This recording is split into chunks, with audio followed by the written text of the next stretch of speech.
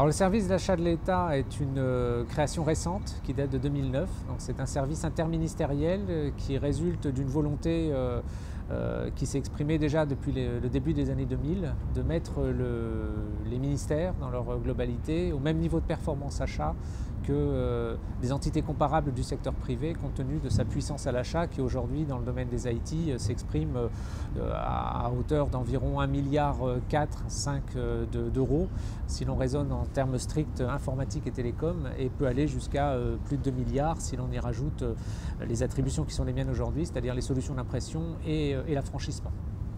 Donc une volonté politique de mettre la performance économique au même niveau que la performance juridique, qui est aujourd'hui l'approche principale de l'achat par les ministères, avec deux axes de travail forts. Le premier qui est de définir les stratégies d'achat qui seront utilisées par l'État dans sa globalité pour aller au-devant des fournisseurs, pour contractualiser. Et la deuxième qui est de professionnaliser l'achat au sein de l'État, c'est-à-dire de définir un métier d'acheteur et de définir une filière acheteur avec derrière l'organisation qui va bien, donc avec un service coordinateur qui est le service d'achat de l'État et des directions achats par ministère que nous appelons responsables ministériels des achats. Alors la feuille de route du SAE a été établie par une séquence de groupes de travail qui s'est tenue donc fin 2009, début 2010. Donc groupes de travail interministériels qui ont croisé les différents profils techniciens, donc représentants des DSI, juristes, acheteurs, et dont l'objectif était d'identifier les leviers que nous allions mettre en œuvre dans les achats sur les 3 années globalement à venir, avec l'objectif quantifié de réaliser 1 milliard de gains achats sur les 3 ans. Donc selon les segments, eh bien, cette feuille de route se décline par un certain nombre de leviers qui sont soit des leviers achats purs, massification ou mutualisation des achats, optimisation contractuelle, mais également des leviers de type transformation SI, et pour le coup que nous travaillons en collaboration avec la direction interministérielle des systèmes d'information et de communication qui a été créée il y a un peu plus d'1 an maintenant.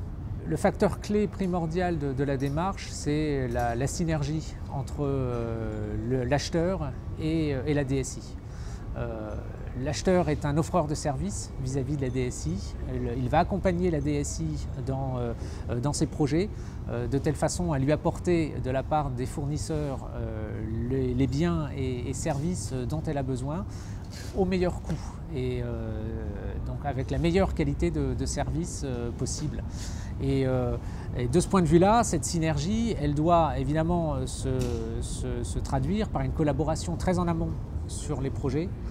La capacité du DSI à accepter le point de vue de l'acheteur, qui parfois peut le conduire à engager un dialogue avec lui sur l'expression de besoins. L'acheteur va amener aussi des méthodes de parangonnage ou de benchmarking, si vous voulez, qui vont ouvrir aussi le regard du DSI.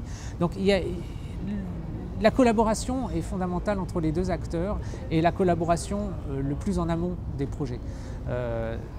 La plus-value que peut apporter l'acheteur et la plus-value que peut apporter cette collaboration va principalement s'exprimer avant même que le marché soit lancé, voire même que le marché soit écrit. Et c'est ça le facteur clé de succès. C'est la prise de conscience par les différents acteurs que c'est tout le travail amont, avant même la passation du marché, qui reste encore dans l'esprit de l'acheteur public, le moment clé finalement de l'achat. Mais en fait, tout se joue avant. Et il faut que cette collaboration démarre le plus en amont possible.